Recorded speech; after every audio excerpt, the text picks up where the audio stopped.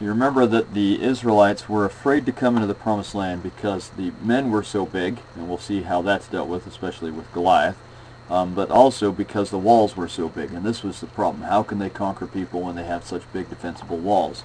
And we will see how the Lord deals with that problem. He first deals with it at Jericho. You saw how he brought down the walls of Jericho. The next city they go against is the city of Ai, which might be up here in the hill country, way up here in the hill country. It might be down here still in the Jordan Valley rift there. In any case, they go against Ai, but they do it when Joshua or Achan is partaking of the cursed thing. We'll talk about that. So they're not successful the first time. The next time, the Lord tells them to lay a little ambush. You'll later see people do this in the Book of Mormon, but they trick people into coming outside of the city walls, thinking that there's just a small group, and they'll pursue them. And as they pursue them, then the large group, which is hidden, comes in and takes the city, and then catch the people that are outside of the wall. So they take Ai that way and avoid having the problems with the walls. The next thing that happens is a group of people who are in Gibeon make a pact with them. So Gibeon is way up here. Jericho down here. Ai might be over here. Gibeon is way over here in the very tops of the mountains. All right, and I've got some pictures of Gibeon for you. This is the city of Gibeon right here. All these walls are from ancient Gibeon. Those people tricked Joshua into making a pact with them, or a treaty with them. He wasn't supposed to make a treaty with anyone in the land, but they went and found him and looked like they were travelers from far away. He made a treaty with them, and it turns out they were there. God was mad at Joshua as a result, and Gibeon was made subservient to Israel, but still they couldn't destroy them because they'd made a treaty. Well, all of the kings from all the different cities all around have heard that this has happened. They are afraid of Israel, partially because of what happened in Egypt, and partially because of what's happened with Jericho. And now that they have an ally, they think that's a problem. And they don't want to face Israel, but they think they can take Gibeon. So they send an army, and this army camps right here to take over Gibeon. And they want to beat Gibeon and get out of there before the Israelites come. But the Gibeonites are able to get someone to go down here and down to Jericho.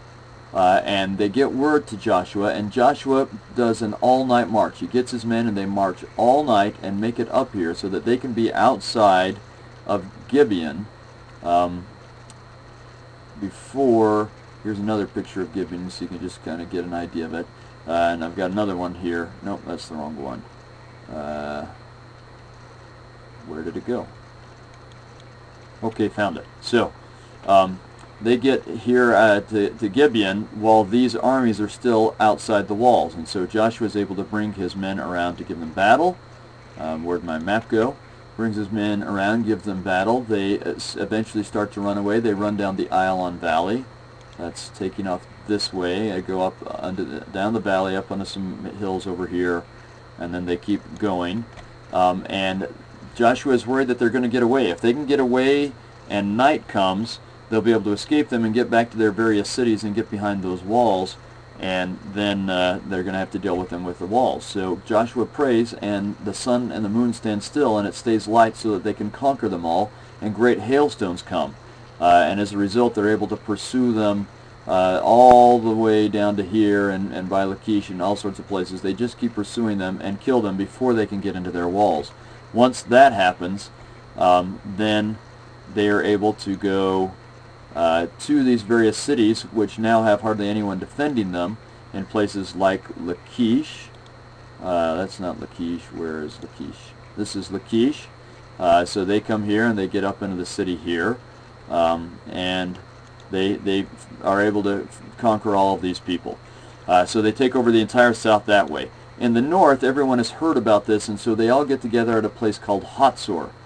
All right, this is Hatzor, and huge city up here, and down here is where all of the armies all around there gather together. So again, they're caught outside their walls because they gather a huge army. They're too big to fit in a city, but they're caught outside their walls, and the Lord helps Joshua bring his men up and conquer them, and then they chase them all the way to here and all the way here, and then they return to Hatzor. Where's my other picture of Hatzor? Maybe I don't have one, but there's a little palace there that they burn to the ground, and thus, with the Lord's help and the foolishness of their enemies, they conquer them all.